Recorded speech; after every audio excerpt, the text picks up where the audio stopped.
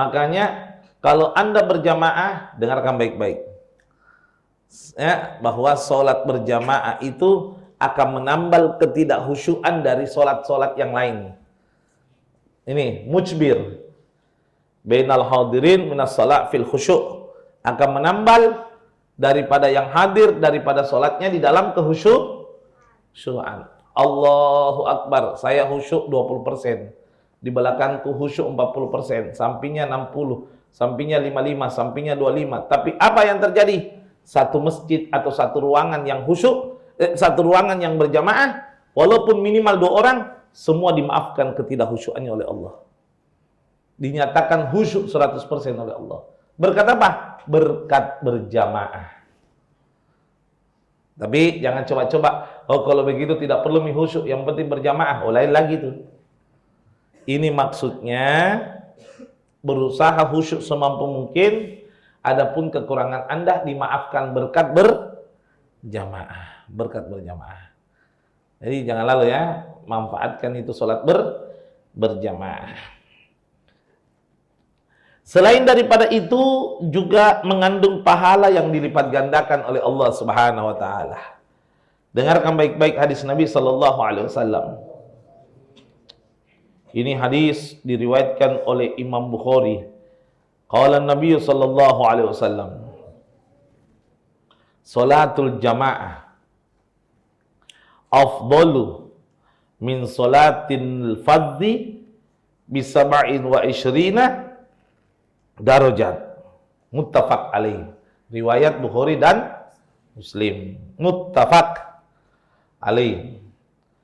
Artinya apa? Salat berjamaah itu afdol, bukan sama, lebih baik. Bukan sama loh ya. Lebih baik daripada salat sendiri dibandingkan 27 derajat. Perbandingannya salat dengan salat sendiri 27 derajat. Jadi salat berjamaah jauh lebih hebat daripada salat sendiri. Perbandingannya 27 derajat. Masya Allah. Rugi ya? Rugi sekali. Makanya apa namanya? Saya pernah ketemu ada satu orang. Saya ketemu satu orang itu, tidak usah sebut nama sih sebenarnya. Orang kaya, terlalu kaya, tapi masih muda. Masih muda. Umurnya itu baru 51 tahun, anaknya 13. Kembar 2 kali. Anaknya 13. Dia menikah umur 20-an gitu. Kekayaannya saya tidak usah sebutkan, tapi pernah mengeluarkan zakat 124 miliar. Itu yang keluar, bukan sisa. Saya tanya, penasaran, kalau ketemu orang kaya itu jangan tanya di mana tinggal. Kalau ketemu orang kaya jangan minta nomor HP-nya. Tapi kalau ketemu orang kaya jangan tanya berapa tabungannya. Tapi kalau ketemu orang kaya tanya satu pertanyaan yang bermanfaat. Apa amalan tak? Itu bagus, itu bermanfaat itu. Dan tidak menurunkan harga diri. Apa jawabannya? Semenjak dididik sama abahnya sholat sebelum balik, istiqomah memang bapaknya itu. Punya yayasan. Tidak pernah tinggalkan sholat berjamaah biar 1 kali. Nah, jaga baik-baik sholat berjamaah. Kalaupun misalnya tidak sholat di masjid, bubar orang, nah panggil pegawainya, temani sholat. Pegawainya sendiri cerita sama saya, 3 orang pegawainya pernah dipanggil temani sholat, 1 orang dikasih 1,5 juta. Jadi gue bilangin pegawai, nah lain kali kalau bos mau sholat, panggil mak juga. Biar di Balikpapan tidak apa-apa, tiket pulang pergi 1 juta, masih ada lebihnya 500. Ya. Itu dulu belum corona, kalau sekarang habis ki. Gara-gara PCR. Jadi coba bayangkan ya, bagaimana mereka mencari keuntungan dunia lewat fadilah daripada sholat Memang salah satu manfaat sholat berjamaah, salah satunya apa? La yusibuhu fakrun fid dunya. Tidak akan mengalami kefakiran di dunia. Minimal kalau tidak kaya, pasti bahagia. Nah itu. Ada anaknya saudara kayak saudara sama abah. Ya, saya tidak sebut nama ya, kode etik. Semua anaknya tidak ada yang miskin. Paling rendah ekonominya anaknya punya ruko, punya mobil. Paling rendah 8 anaknya, 9 anaknya. Jadi paling miskinnya anaknya punya mobil, punya ruko, punya rumah. Ditanya bagaimana? Dipesan sama bapaknya, jangan tinggalkan sholat berjamaah. Dan setiap hari sholat berjamaah, pasti. Dia dimanapun, baik di masjid maupun di ruko atau di mana. Nah ini ada orang mau kaya kutu. Ya astagfirullahaladzim. Alhamdulillah. Amin. Ya ini 27 derajat. Bahkan saya pernah membaca satu hadis ya yang cukup berhubungan dengan ini.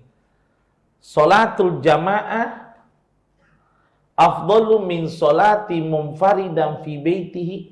Oh iya, maaf. Qala Nabi sallallahu alaihi wasallam, Nabi pernah bersabda, salatul jamaah fil masjid. Nah, tapi ini keutamanya lagi yang di masjid ini.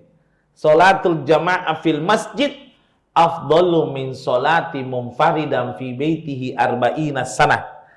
Salat berjamaah di masjid 1 kali. Bukan 1 hari loh ya, 1 kali. Itu lebih besar pahalanya daripada sholat sendiri di rumah selama 40 tahun lamanya.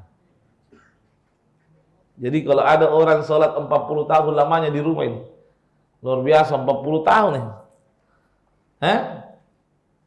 Luar biasa 40 tahun sholat, tapi sendiri.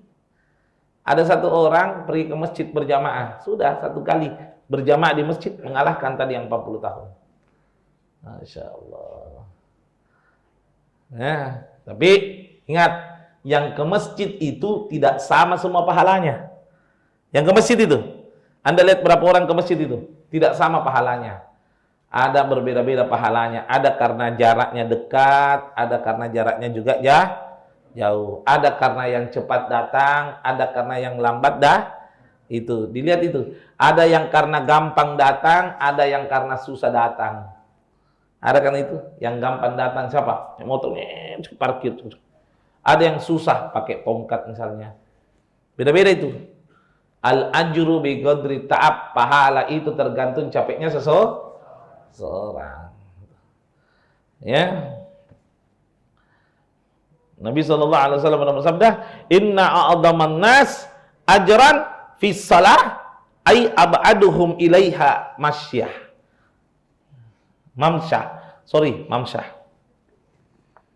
Sesungguhnya manusia yang paling mulia pahalanya, artinya yang paling besar pahalanya datang ke masjid adalah yang paling banyak langkah kakinya. Yang paling jauh langkah kakinya. Jadi, ya. Yang paling jauh langkah kakinya. Jauh, ya, betul jauh. Masjid dulu kan jauh-jauh ya. Sekarang mana ada masjid jauh? Dimanapun kita tinggal pasti masjid dekat. Alhamdulillah. Kecuali misalnya tinggal di daerah minoritas, nah, baru terasa jauh. Lantas apalagi alasannya tidak mau sholat. Nah, ada juga perbedaan pahala karena faktor kecepatan hadir. Itu beda-beda loh itu. Ini, perhatikan. Waktu Nabi Mi'raj, Nabi pernah Mi'raj itu, dalam peristiwa Isra Mi'raj, Nabi melihat umat ini beda-beda cahayanya. Wajahnya ini beda-beda. Ada yang wajahnya bagaikan bintang, Nabi bertanya, "Ya Jibril, man huwa?" Lalu Jibril bertanya kepada itu umat, "Ayu amalukum fid dunya?" Apa amalanmu di dunia? Ditanya sama malaikat Jibril, karena Nabi Muhammad bertanya. Fayaqulu, mereka berkata, "Ya Jibril," ini perhatikan, "idza sami'nal adan natawadda wala nastajilu bi ghairi." Kalau saya dengar adzan, saya langsung ambil air wudu, saya tidak disibukkan dengan yang lain. Wala nastajilu bi ghairi. Wala nastagil bighairi. Saya tidak pernah disibukkan dengan yang lain. Tidak pernah disibukkan dengan yang lain. Jadi kalau dengar adzan, Allahu Akbar, langsung ambil air wudhu. Tidak ada lagi kesibukan, langsung. Ini wajahnya bagaikan bintang. Ada lagi wajahnya bagaikan bulan. Terang bagaikan bulan. Terang sekali. Ditanya sama malaikat Jibril, ayu amalukum fid dunya? Apa amalanmu di dunia? Dia jawab, nahnu natawadda qablal adzan. Kami ambil air wudu sebelum adzan. Jadi masih sholawat itu as-salatu wassalamu alaihi. Ambil air wudu. Ambil air wudu. Ya, jadi ambil air wudu sebelum adzan. Terang, wajahnya bagaikan bulan. Nah, ada lagi yang lebih hebat. Wajahnya bagaikan matahari. Bah, Masya Allah. Ini yang paling hebat ini. Ditanya, ayu amalukum fid dunya? Apa amalanmu di dunia? Dia jawab, apa? Nahnu muntadirul adzan fil masjid. Kami tunggu adzan di masjid. Deh, ada imam di masjid sebelum adzan. Pak buka kunci atau itu. Jadi belum pi adzan ada imam di masjid. Nah, tunggu azan. Ini yang paling hebat ini. Makanya ya itu contohnya kalau maghrib isya pengajian jangan keluar. Tinggal minimal dapat fadilah dengar ceramah, dapat juga fadilah tadi menunggu azan. Ya kan? Luar biasa itu. Menunggu azan di masjid. Ada tuh nanti di hari kiamat mukanya seperti lilin. Siapa itu? Yang rapa-rapa kalau komat. Ambil air wudu pate-pate. Nah, pace-pace itu ya lampu 1 watt.